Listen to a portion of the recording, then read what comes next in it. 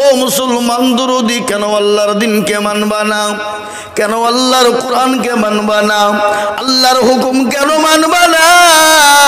আল্লাহর হুকুম নামাজ কেন আদায় করবা না রে যুবক? আজ আমি আপনাদেরকে বলে দিই মুসলমান দরদি, আল্লাহওয়ালারা, কোরআনওয়ালারা, নবীর প্রেমিকেরা, আমাদের কাছে দিন বড় ঘনিয়ে আসছে দিন রে বাবা। আজকে দুনিয়ার জন্যে, ছেলের জন্যে, মেয়ের জন্যে, বিবির জন্যে, আত্মীয় স্বজনের জন্যে নিজের জীবনটাকে উৎসর্গ করে দিলাম। বোম্বাই, কেরালা, দিল্লি, গুজরাট চলে গেলাম। দিনের পর দিন, বছরের পর বছর, মাসের পর মাস কেটে গেল। বাড়িতে সবাই ডাকলো, কিন্তু আমার আল্লাহ যে তোমাকে 24টা মিনিটের জন্য আল্লাহ ডাক দিয়ে বলে, বান্দা, দুনিয়ার জমিনে আলেম ওলামারা বলেছিল, আলেম ওলামারা বলেছিল, কোরআন হাদিস বলেছিল, আল্লাহকে মেনে নাও, আল্লাহর রাসূলকে মেনে নাও, আল্লাহর দ্বীনকে মেনে নাও, আল্লাহর কোরআনকে মেনে নাও। সেদিন আমরা নিজের রক্তের গরমে অবহেলা করেছিলাম, নিজের ব্রেনে অবহেলা করেছিলাম, নিজের বিবেকে অবহেলা। দিন আমার আল্লাহ 30 পারার ভিতরে সূরা নাবার ভিতরে বলে দিলেন, আল্লাহ কোরআনে বলে দিলেন, ওখানে আল্লাহ সুন্দর করে বললেন, ইল্লা হামিমাও ওয়া গাসসাকা, ও ফেরেশতা তাদেরকে পানি নিয়ে গিয়ে দাও গা, এমন পানির ভিতরে লাড়ি বুড়ি গোলা সব বেরিয়ে চলে যাবে। সেই দিন আফসোস করে কোনো কায়দা হবে না। বিবি বলবে চিনি না। কোরআন বলে দিলেন, ইয়াউমা ইয়াফিরুল মারউ মিন আখিহি ওয়া উম্মি ওয়া আবি ওয়া সাহিবাতিহি ওয়া বানি। কিয়ামতের দিন বিবি বলবে আমি তোমাকে চিনি না।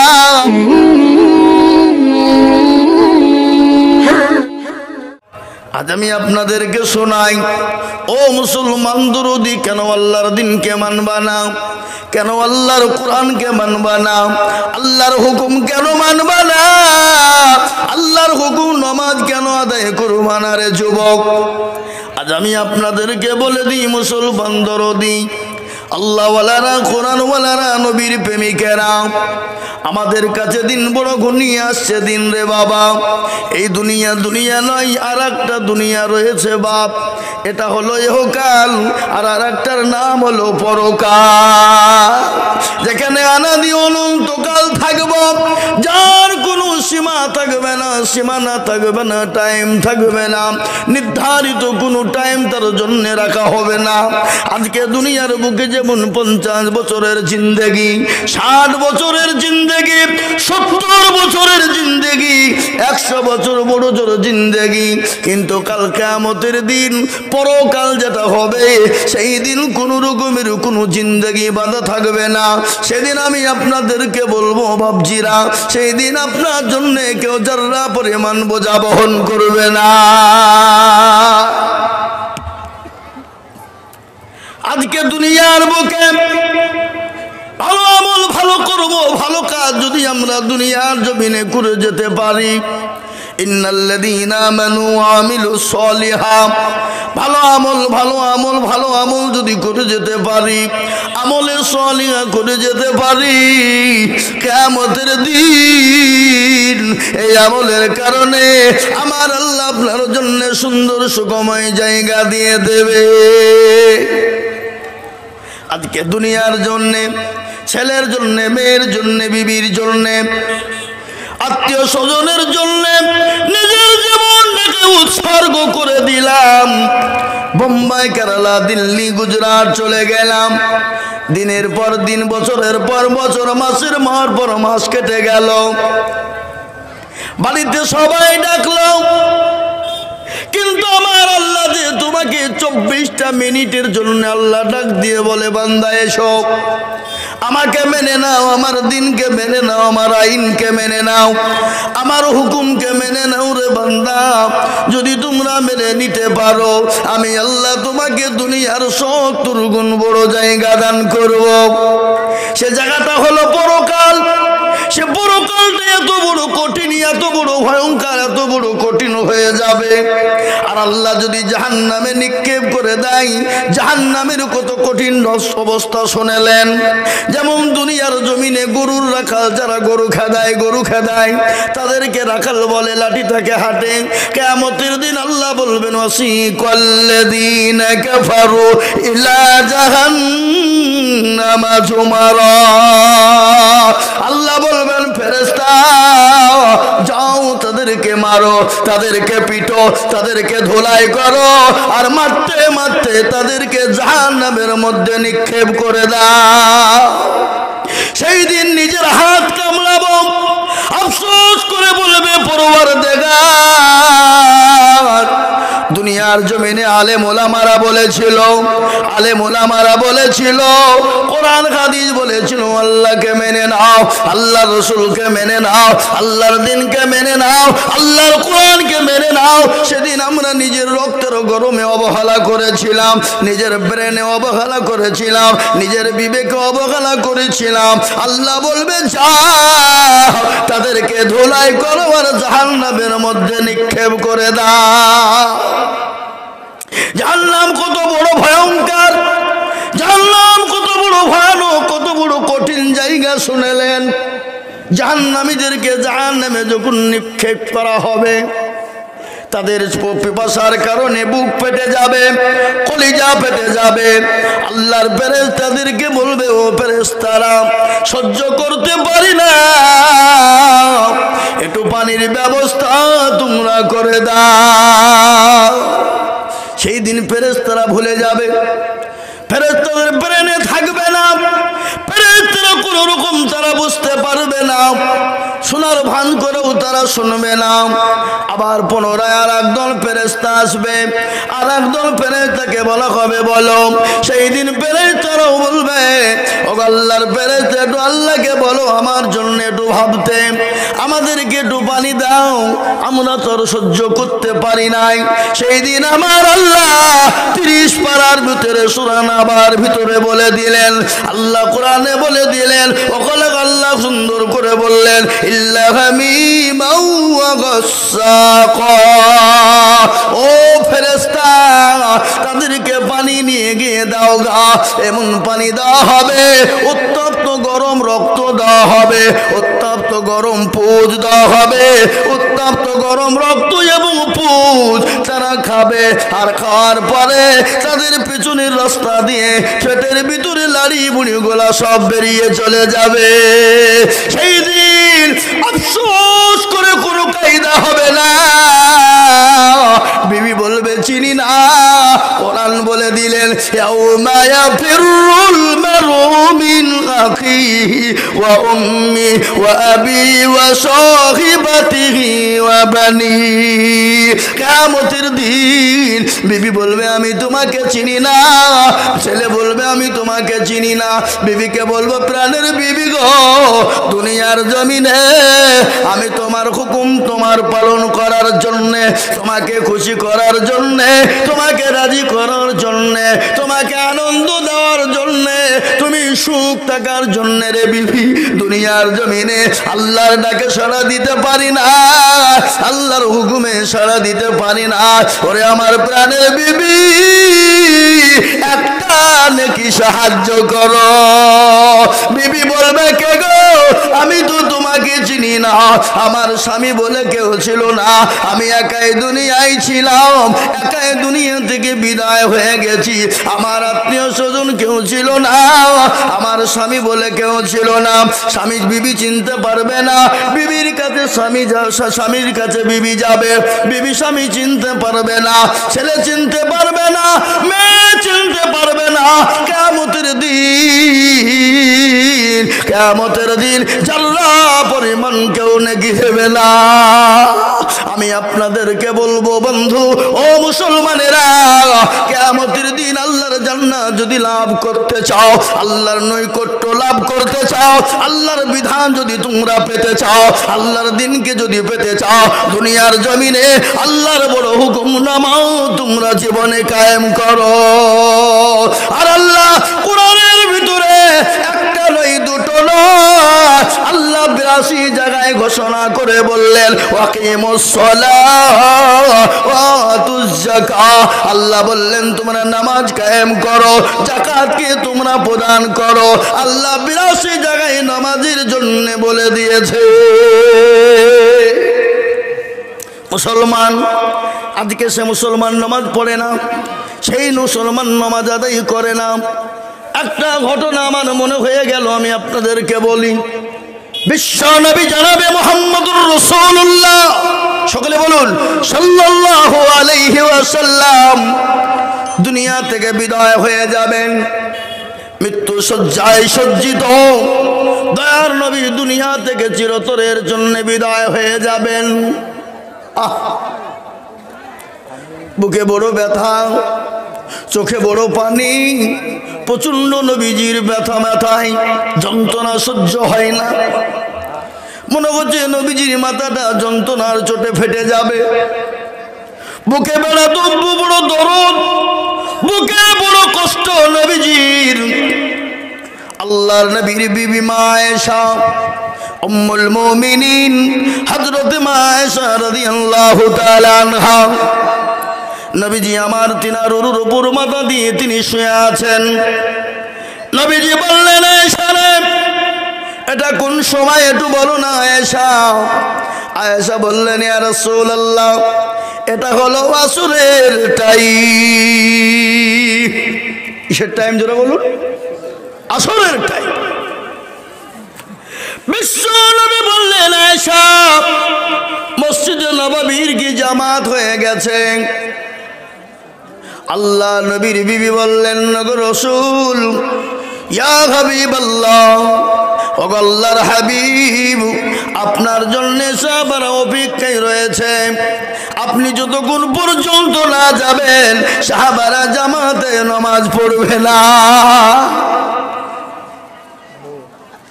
নবীজি বললেন সাহাবারা, ও আয়েশা সাহাবাদের বলে দাও তারা নামাজ আদায় করে নেক। আবু বকরের ইমামতিতে নামাজ হয়ে গেল। বিশ্ব নবী বলেন আয়েশা, আমার মাথাটা একটু উঁচু করে দাও। মসজিদে নববীর দিকে উঁচু করে দেওয়া হলো। বিশ্ব নবীর তিনি নিজের চোখে নিজের দৃশ্য কেন তিনি দেখলেন। দয়ার নবী বলেন আয়েশা, একটু মাথাটা নিচু করে দাও।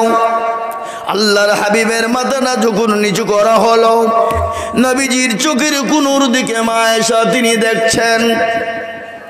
বিশ্ব নবীর বিবি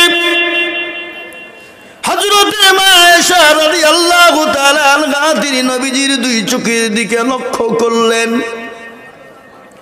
তিনি তো নিষ্পাপ, তিনি তো কলঙ্ক, তিনার তো কোনো গুনাহ নাই, তিনি তো বেগুনাহ, তিনি তো মাসুম।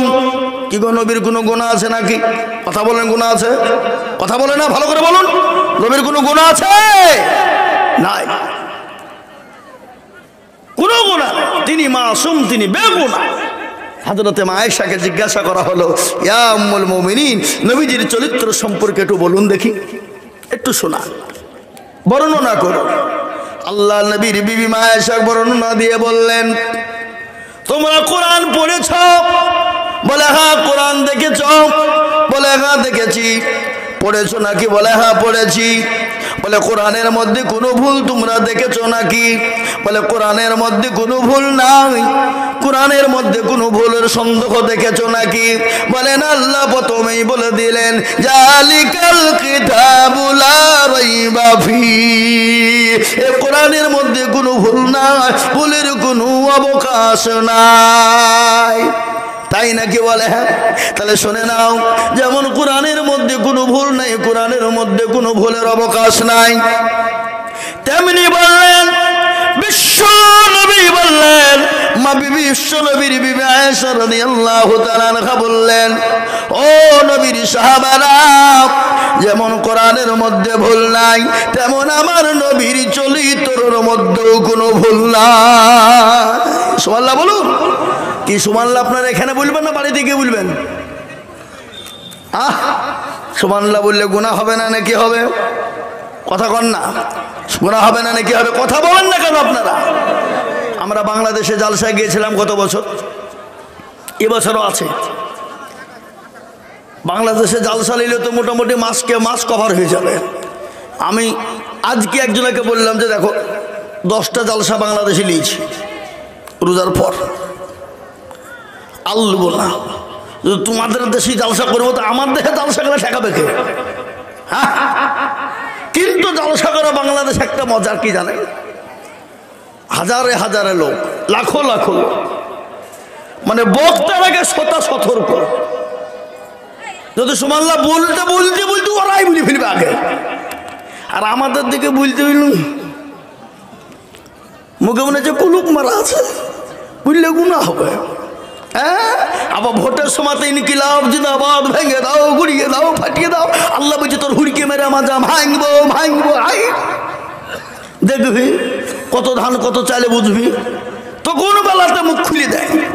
আর আমাদেরকে সুবহানাল্লাহ আলহামদুলিল্লাহ বললে মনে হচ্ছে মুখে কুলুপ মারা আছে, বললে মনে হচ্ছে গুনাহ হয়ে যাবে। এই বাবজিরা, আমার ভাইয়েরা, কেউ যদি একবার আলহামদুলিল্লাহ সুবহানাল্লাহ অন্তর থেকে বলতে পারে, তার আমলনামায় 1000 নেকি লেখা হবে, আর 1000 গুনাহ তার আমলনামা থেকে মাফ করা হবে। সুবহানাল্লাহ বলবেন না? না আপনাদের কারো গুনাহ নাই? বলে আইজুল মৌলভী তুমি কি পাইতারা করছো? হ্যাঁ, আমাদের কারো গুনাহ নাই। হাতে এখানে বলেন তো নির্ভেজাল নির্গুনাহ এখানে কোন ব্যক্তি আছেন? একটু হাত তুলে বলেন, হাত তুলে বলেন যে আমার গুনাহ নাই। নট গুনাহ বলুন, একজনও বলার ক্ষমতা নাই। আমি আইজুল হক, আমার গুনাহ নাই? অবশ্যই আছে। প্রত্যেকটা মানুষের গুনাহ আছে। কেবলমাত্র দুনিয়ার জমিনে একজনেরই গুনাহ ছিল না, তিনি হলেন বিশ্ববরণ্য নবী মানবতার দূত জনাবে মুহাম্মদুর রাসূলুল্লাহ সাল্লাল্লাহু আলাইহি ওয়াসাল্লাম। তার কোনো গুনাহ ছিল না, তিনি হলেন মাসুম, তিনি হলেন বেগুনাহ, তার তো কোনো গুনাহ রোগ ছিলই। ভাইরা আমার, যে ঘটনা বলছিলাম, বিশ্ব নবী বললেন, বিশ্ব নবীর 2 চোখের কোণো দিয়ে পানি ঝরে যায়। মা আয়েশা বললেন, নবী গো একটু বলুন তো কেন চোখে আপনার পানি কান্না করেন, কেন অশ্রু ঝরে কেন? আল্লাহ নবী বলেন, আয়েশা সময়তে সময়তে সুখের পানি চোখে চলে আসে। কি গো সুখে পানি আসে না এক সময়? বলুন, দেখবেন নিঃস্ব গরিব দরিদ্র কিচ্ছু নেই, হঠাৎ করে যদি বড় হয়ে যায়, মানুষের দুয়ারে দুয়ারে ঘুরে বেরিয়েছে, এক মুঠো ভাতের লেগে লাথি খেয়েছে, ঝাঁটা খেয়েছে, বাড়ি থেকে বের করে দিয়েছে, ঘুরিয়ে দিয়েছে, তাড়িয়ে দিয়েছে, ওই মানুষটা যদি হঠাৎ করে বড় হয়ে যায়, তার সুখে তার চোখে পানি আসে, আসে না? কথা বলেন, আসে না? আসে। আল্লাহ নবী বললেন, আয়েশা কখনো কখনো সুখে পানি আসে, সুখের সময়তে কখনো পানি আসে। বলে নবী গো চোখের পানি নাকি সুখে হয়? বলে আয়েশা রে, আমি নবী মক্কার জমিনে, তায়েফের ময়দানে, উহুদের প্রান্তে, বদরের প্রান্তে আমি নামাজকে কায়েম করতে গিয়ে কাফেররা আমার উপর অত্যাচার করেছে। আমি নবী নামাজ পড়তে গিয়ে যখন যাই, নামাজে গিয়ে যখন আমি রুকুতে গিয়েছিলাম, বেঈমানরা আমার পিঠের উপর ভুঁড়ি চাপিয়ে দিয়েছে।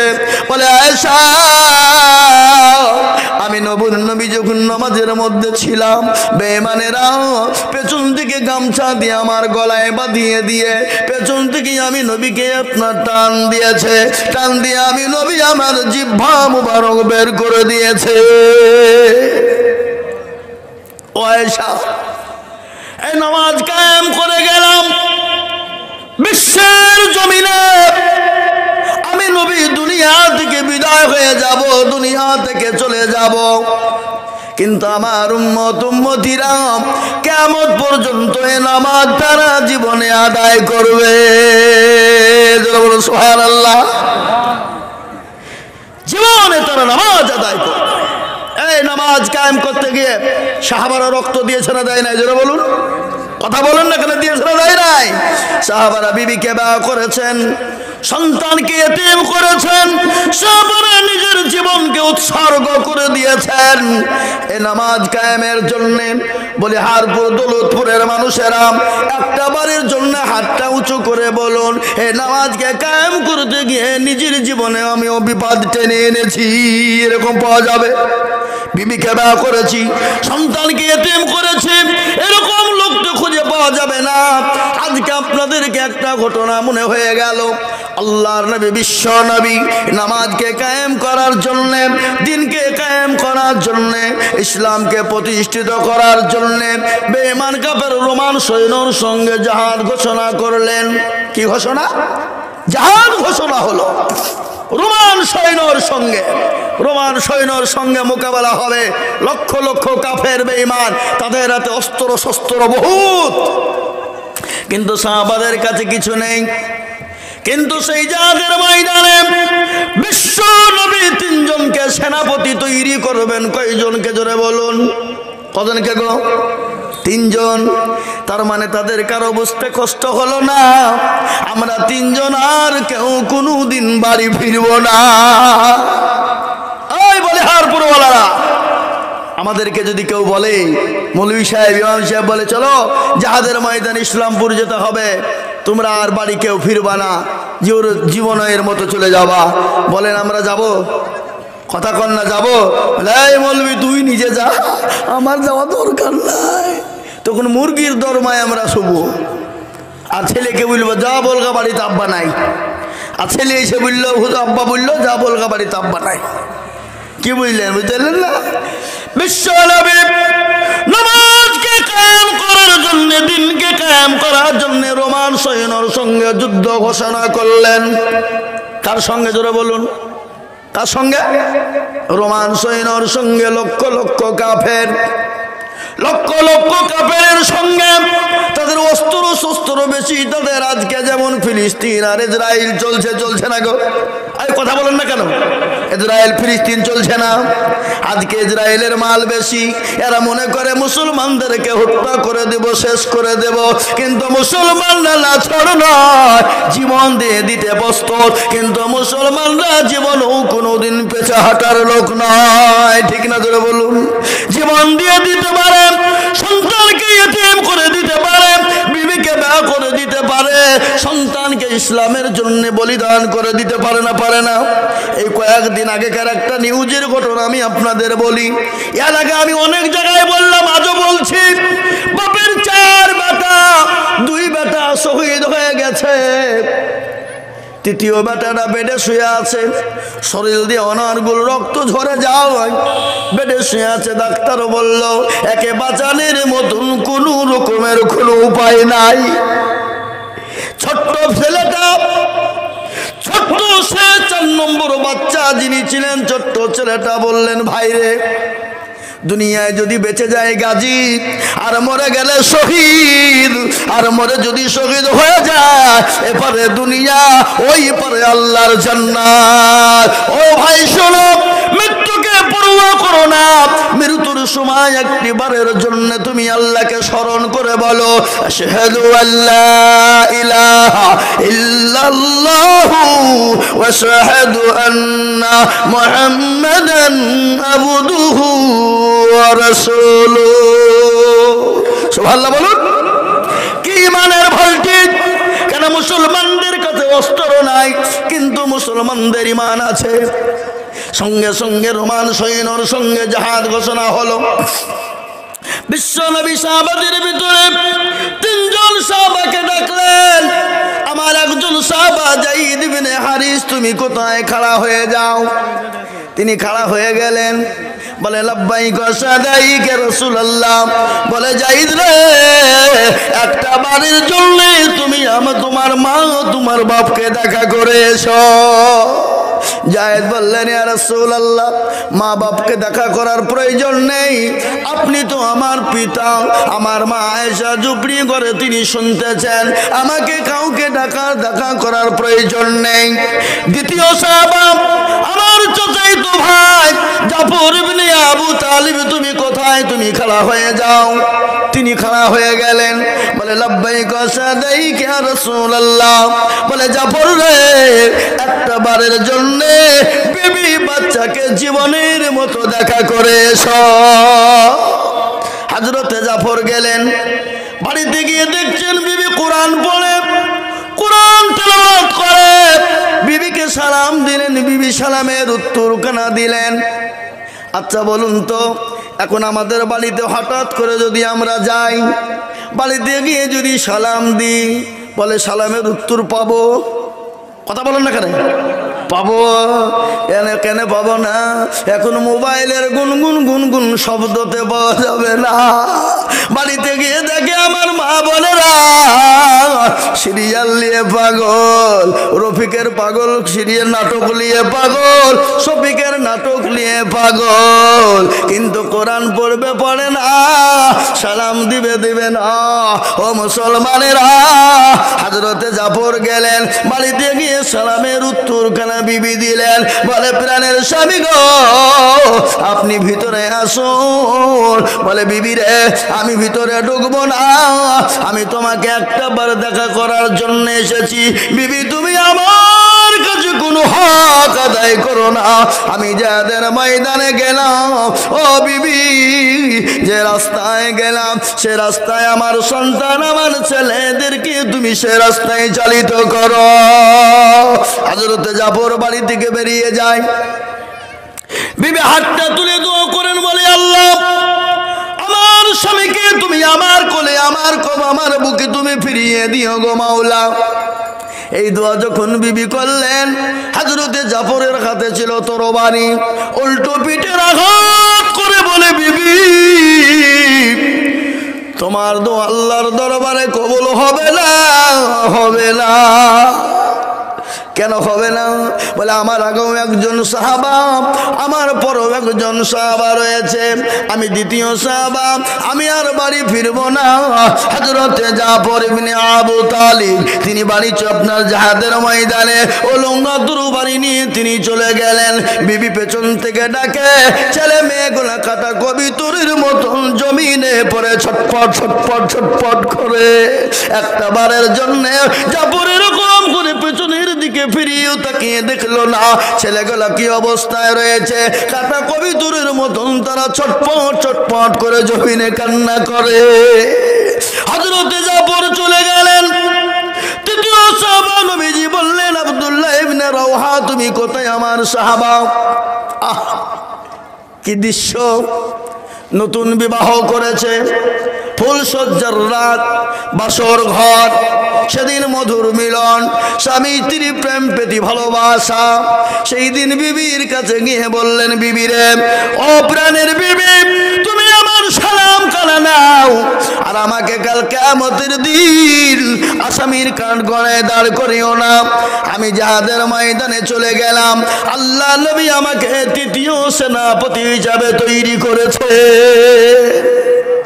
বিবি বলেন, স্বামী গো, আপনি যান, আমি আপনাকে বাধা দিব না, কিন্তু গো প্রাণের স্বামী, আমি সুন্দরী একজন রমণী, সুন্দরী একজন রমণী যাকে মদিনার হুর বলা হয়েছিল।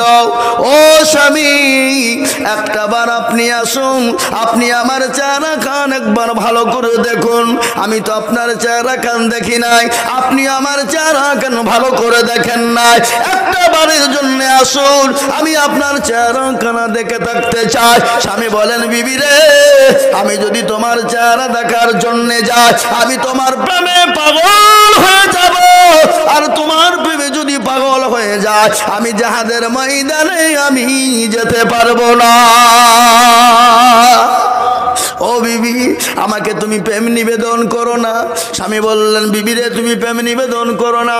বিবি বললেন, স্বামী গো, খোদার কসম করে বলি, আমি আপনাকে প্রেম নিবেদন করব না, কিন্তু মদিনার সব থেকে সুন্দরী রমণী আমি, সব থেকে মদিনার হুর যাকে বলা হয়, প্রাণের স্বামী গো, আমি আপনার চেহারা খান একবার দেখতে চাই কিয়ামতের দিন। ও গো স্বামী, আমি জানি আপনাকে খুঁজে পেতে পারি। সঙ্গে সঙ্গে বলে, বিবি রে, ওরে আমার প্রাণের বিবি, রাত শোনো, হাজার ঘোড়ার ভিতরে একটা ঘোড়া যদি সাদা থাকে, বলো তুমি চিনতে পারবে কিনা? বলে অবশ্যই চিনতে পারবো। বলো, ও বিবি, আজকে তোমার তোমাকে আমার চেহারা দেখতে হবে না, কিয়ামতের দিন পরকালের সময় তোমাকে খুঁজে বের করতে হবে না, তুমি আমাকে অটোমেটিক তুমি দেখে ফেলবে। হযরত আব্দুল্লাহ ইবনে রাওহা নতুন বিবাহ করে চলে গেলেন জিহাদের ময়দানে। জিহাদ শুরু হয়ে গেল, রোমান সৈন্যর সঙ্গে লড়াই ঘোষণা হয়ে গেল। যায়েদ ইবনে হারিস শহীদ হয়ে গেলেন। দ্বিতীয় সাহাবা হযরত আপনার জাফর ইবনে আবু তালিব এক হাতে তরবারি আর এক হাতে ইসলামের ঝান্ডা নিয়ে বললেন, ও কাফেরেরা, আজকে জাফর ইবনে আবু তালিব দুনিয়ার জমিনে বেঁচে আছে, আজকে কাফেরদের বংশকে ধ্বংস করে দেব। এক হাতে তরবারি এক হাতে ঝান্ডা নিয়ে জিহাদ শুরু হয়ে গেল। হযরত জাফরের ডান হাতে কোপ বসিয়ে দিল, ডান হাত কাটা পড়ে গেল, ডান পা কাটা পড়ে গেল, বা পা কাটা পড়ে গেল, বা হাত কাটা পড়ে গেল, কিন্তু মুন্ডুটা আলাদা হয়ে গেল, ঘরটা আলাদা হয়ে গেল। হযরতে জাফর ইবনে আবু তালিব ঝান্ডা কানা দা দিয়ে চিবিয়ে ধরে খাড়া করে রেখে দিয়েছে। সুবহানাল্লাহ। নবীর সাহাবাকে বলেন, ও নবীর সাহাবারা, শোনো, আমি জাফর ইবনে আবু তালিব বলি, ডান পা কাটা, বা পা কাটা, ডান হাত কাটা, বা হাত কাটা, গর্দানটা আলাদা হয়ে গেছে, ধরটা আলাদা হয়ে গেছে, তারপরও আমি ইসলামের ঝান্ডা মাটিতে পড়তে দিই নাই। সুবহানাল্লাহ। আজকে আমি বলবো দরদিরা আমার, ও ভাইরা, আল্লাহ ছিল মুসলমানদের তামান্না, এটা ছিল মুসলমানদের তামান্না, এটা ছিল মুসলমানদের দিন, এটা ছিল মুসলমানদের দিন, এটা ছিল নবীর সাহাবাদের জিন্দেগি, এটা ছিল মুসলমান নবীর সাহাবাদের জিন্দেগি। আজকে ইসলামের জন্য, নবীর জন্য, দিনের জন্য, ইসলামের জন্য, কোরআনের জন্য তারা নিজের জীবনকেও বিলিয়ে দিতে তারা দ্বিধাবোধ করে না। আজ আমি আপনাদেরকে বলবো, আজকে গোটা ওয়ার্ল্ডের মাটিতে আমি আজিজুল হক বলি, সারা পশ্চিম বাংলা নয়, আসাম, ত্রিপুরা, মেঘালয়, মণিপুর, উড়িষ্যা, বিহার, ঝাড়খণ্ড, পশ্চিম বাংলা, বাংলাদেশ ঘুরি আমি, বহু জায়গায় দেখি আজকে গোটা ওয়ার্ল্ডের জমিনে ইসলামকে নিয়ে তোলপাড় শুরু হয়েছে, ইসলামকে নিয়ে চুলকানি শুরু হয়েছে, মসজিদ মাদ্রাসাকে নিয়ে চুলকানি শুরু হয়েছে। আজকে তারা বলে ইসলাম মিটিয়ে দাও, কোরআনকে মিটিয়ে দাও, দ্বীনকে মিটিয়ে দাও। আমি আপনাদেরকে বলবো, ফেরাউন পারেনি, নমরুদ পারেনি, আবু জেহেল পারেনি, আবু লাহাব পারেনি, উদবা পারেনি, সাইবা পারেনি, মুগিরা পারেনি, এই যুগের বেঈমান তারাও কোনোদিন পারবে না, মারতে দামটা পারবে না, কিয়ামত পর্যন্ত পারবে না। এত হাতটা উঁচু করে দিয়ে বলুন ইনশাআল্লাহ। নামাজ কিয়ামত হয়ে যাবে, মারতে দাম তাক ইনশাআল্লাহ, সুম্মা ইনশাআল্লাহ। বেঈমানরা কখনো ইসলামকে শেষ করতে, যারা বলুন না কেন পারবে না। কেন পারবে না? আবু জেহেলের থেকে বড় শক্তিশালী কেউ ছিল না, ফেরাউনের থেকে বড় শক্তিশালী কেউ ছিল না, এবং শক্তিশালী পৃথিবীতে আসবেও না। এই মুসলমান, আজ আমি আপনাদেরকে বলি, আপনারা অনেকে হাত তুললেন, অনেকে তুললেন না, মনে মনে করছেন এ দেখো হাত তুলতে বলছে, মনে এবার কায়দায় ভিড়েছে, তাই না? বুঝা যারে বুঝাই না রে, তারে বুঝাই কে, আর না বুঝা যে হু হু করে তাকে ভূতে ধরেছে। না বুঝে হু করলে হবে না বাবা। আজকে লাইন নয়, আমি আপনাদের সামনে হাদিস পড়েছি। নবীজি বলেছেন, ওই ব্যক্তি সব থেকে পরোজগার, ওই ব্যক্তি কি দিনদার, ওই ব্যক্তি ইমানদার, ওই ব্যক্তি আল্লাহওয়ালা, ওই ব্যক্তি পরোজগার। কোন ব্যক্তি? নবী বললেন, লা ইউমিনু আহাদুকুম হাত্তা কুনা হাব্বা ইলাইহি মিন ওয়ালিদিহি ওয়া ওয়ালাদিহি। এরা কত বড় ইসলামের দুশমন দেখেছো? এরা ইসলামকে ভালোবাসে, এরা ইসলামের শত্রু ছাড়া কি আছে? ইসলামকে ভালোবাসে এরা। এতক্ষণ বক্তব্য শুনলে এবার বুঝতে পেরেছে মৌলবি আদায় করবে, চল উঠি। শুনে নেন, এই মজলিস থেকে যদি বিনা কারণে উঠে চলে যান, আমি জানবো ইসলামের আপনি মেন শত্রু। বিনা কারণে উঠে গেলে আমি জানবো আপনি ইসলামের ঘর শত্রু, আপনি ইসলামকে ভালো বাসেন না। নবীর দরবারে কিছু লোক ছিল, কখন এসে বলতে ইয়া রাসূলুল্লাহ আমরা আপনার দলে। আবার ওখান থেকে বেরিয়ে যে আবু জেহেলের কাছে বলছে না না না আমরা আপনার দলে অস্ত্র ধরে গিয়েছিলাম ঠাট্টা মজাকি করার জন্য। বুঝতে পারলেন না? আল্লাহ কোরআনের ভিতরে কোরআনেই বলে দিলেন, সূরা মুনাফিক বলে একটা সূরা আছে, সূরাতে আল্লাহ বলে দিলেন ওগো নবী ওই সমস্ত মুনাফিক থেকে দূরে থাকবেন, ওরা হলো ঘোর শত্রু বিভীষণ, ওরা হলো মুনাফিক, ওদেরকে আপনি আলাদা করে দেন। আল্লাহ কোরআনে জানিয়ে দিয়ে বললেন ওরা হলো মুনাফিক মুনাফিক মুনাফিক, ওদেরকে আপনি আলাদা করে দেন। আজকে আমাদের মধ্যে কিছু জালসা শুনতে আসে কিছু লোক, জালসার মজলিসে জালসা শুনবে, বক্তব্য শুনবে, যখনই দিনের স্বার্থে আদায় করার কাজ শুরু হবে তখন কিছু মুনাফিক আছে তারা মজলিস থেকে ভেঙে দিয়ে নষ্ট করে দিয়ে উঠে পালিয়ে যাওয়ার ধান্দা করে। এরকম লোক আছে না নাই? কথা বলেন আছে না নাই? আছে।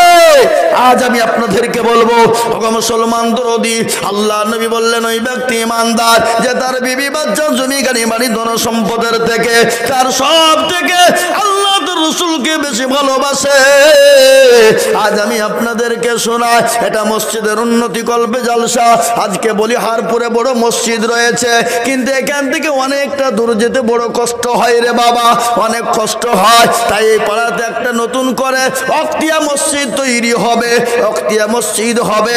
অক্তিয়া মানে আপনারা জানেন জুমা হবে না, জুমা একটাই থাকবে, একটাই অক্তিয়া মসজিদ এখানে তৈরি হবে, স্থাপন হবে। নবীজি বলেছেন মান বানা লিল্লাহি মসজিদাম বানাল্লাহু লাহুল বাইতান ফিল জান্নাহ। নবী বললেন যারা মসজিদ বানিয়ে দেয় আল্লাহ তাদের জন্য কিয়ামতের দিন জান্নাতে একটা ঘর তৈরি করে দেবে। তাই আমি আপনাদেরকে বলবো বহু টাকা বহু দিকে যায়, বেবি বাচ্চার পিছনে যায়, ছেলে মেয়ের পিছনে যায়, আত্মীয় স্বজনের পিছনে যায়, বন্ধু বান্ধবের পিছনে যায়, ডাক্তারের দোকানে চলে যায়, এদিকে সেদিকে নষ্ট হয়ে যায়। আমি আপনাদেরকে বলবো আল্লাহর ঘর স্থাপন করার জন্যে, ভিতকে তৈরি করার জন্যে আমি আপনাদের কাছে 20,000 50,000 1 লাখ 1.5 লাখ 2 লাখ 10,000 টাকা চাইবো না। এই মজলিসের ভিতরে আমি সর্বপ্রথম 10 জন দরদিকে বলবো আল্লাহর বান্দা গো কত টাকা কত দিকে নষ্ট করে দিয়েছ আল্লাহর ঘর বানানোর জন্য, আল্লাহর ঘর তৈরি করার জন্য। আমি মাত্র 5,000 করে টাকা 10 জন দরদিকে দেখতে চাই। অনেকের বাপ চলে গেছে, অনেকের জন্ম দুঃখিনী মা কবরে চলে গেছে, ওই মা বাপের জন্য আল্লাহর ঘর মসজিদ তৈরি করার জন্য মাত্র 5,000 টাকা আমি সর্বপ্রথম আমি একবার তকবীর দেব, তকবীর দেওয়ার সঙ্গে সঙ্গে বলে হুজুর গো আমার কাছে জান আছে মাল না, আমার বাপ মা আমাকে জমি গাড়ি বানিয়ে দিয়ে চলে গেছে, তাদের জমি জায়গাতে আমরা ভোগ বালিশ করি, আজকে সেই মা বাপের জন্য আল্লাহর ঘরের জন্য 5,000 টাকা দেব ইনশাল্লাহ। একজন দরদি হাত তুলে বলুন 5,000 মাত্র।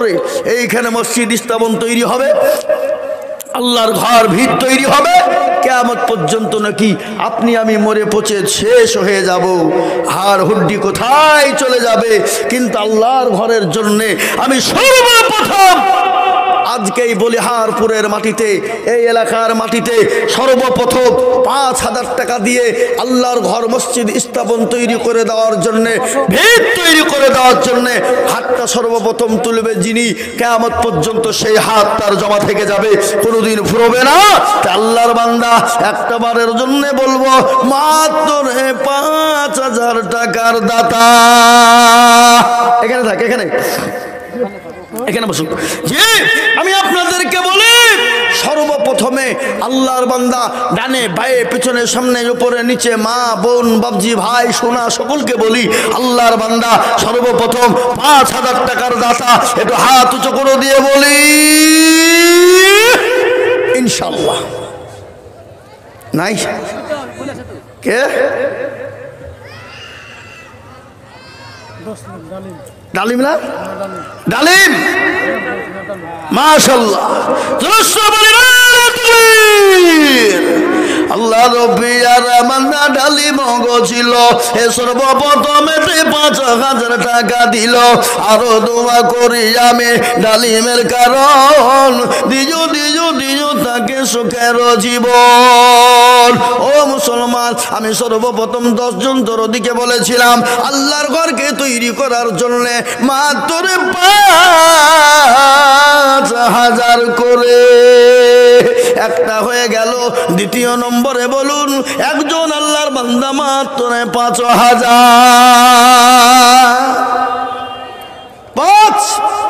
বলে হুজুর এখন আমার কাছে জান আছে মাল নাই, আমি ইনশাল্লাহ মসজিদ তৈরি হবে সেই সময়তে দিয়ে দেব ইনশাল্লাহ, তার আগে দিয়ে দেব ইনশাল্লাহ। তাই মা বাপের নামে আল্লাহর ঘরের জন্য সর্বপ্রথমে আল্লাহর বান্দা গো একটু হাতটা তুলে দিয়ে বলুন দেখি মাত্র 5,000 করে টাকা। আমি জানি বলি হারপুরের মাটিতে 5,000 কেন, 10,000 টাকা দিলেও কিছু হবে না এরকম লোক আছে, 20,000 টাকা দিলেও কিছু হবে না এরকম লোক আছে। কিন্তু আমি আপনাদের কাছে 10,000 20,000 করে আমি আপনাদের কাছে বলিনি, আমি বলতে পারতাম কিন্তু বলি নাই।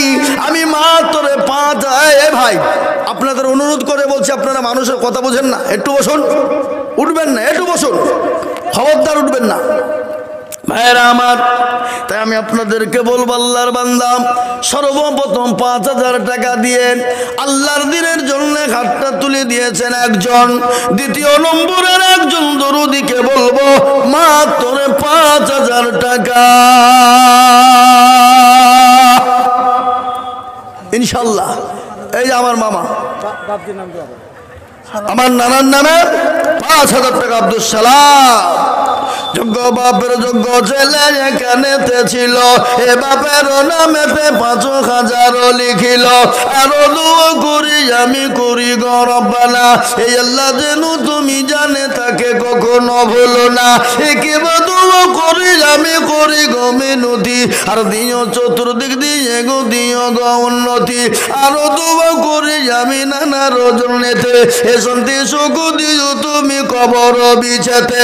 কিয়ামতের মাঠে যখন পৌঁছে না চুবাবে এই দান গিয়ে মোলা ছায়া হয়ে যাবে। আল্লাহুম্মা আমিন।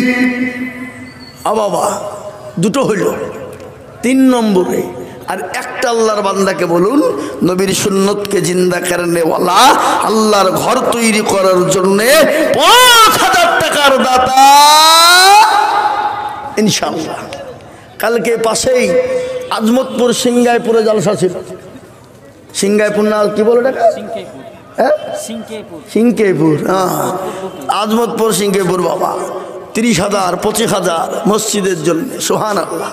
তার আগে ছিল ইসলামপুর হসপিটালে মোড়ে, হ্যাঁ আমি ছিলাম। এই বাবা 1 লাখ টাকা, 50,000, 40,000, 20,000 ওরে দান। মানুষের দিল কাকে বলে?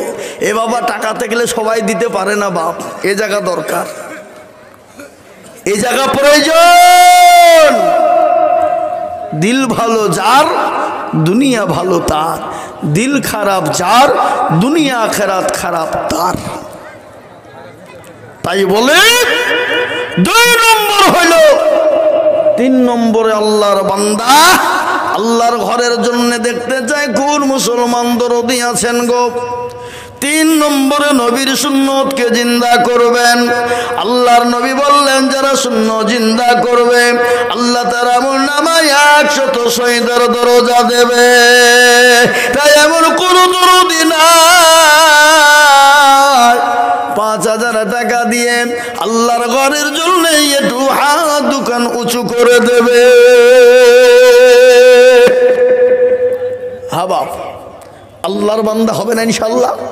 বহু টাকা বহু দিকে চলে গেছে আল্লাহর ঘর তৈরি করার জন্য। দুশ্মনী নয়, দোস্তি করে আল্লাহর ঘরের সঙ্গে কারো দুশ্মনী চলে না, আল্লাহর দ্বীনের সঙ্গে কারো দুশ্মনী চলে না। কেউ যদি আল্লাহর ঘরের সঙ্গে দুশ্মনী করলো, সে আল্লাহর সঙ্গে দুশ্মনী করলো। আর আল্লাহর সঙ্গে যদি দুশ্মনী হয়ে যায়, আল্লাহ তাকে দুনিয়ার জমিনে ধ্বংস করে দেবে। তাই বলে মুসলমান, আল্লাহর বান্দারা ৫,০০০ করে টাকা আমি আপনাদের কাছে বলেছিলাম। আজকে বলে আরপুরের মাটিতে মাত্র 10 জন দরুদীকে দেখতে চাই। কি গো, 10টা আল্লাহর বান্দা ৫,০০০ করে টাকা দেওয়ার মতো লোক নাই এই পাড়ার? নতুন পাড়ার আমার মামা বলছে ৫,০০০, বড় মামা।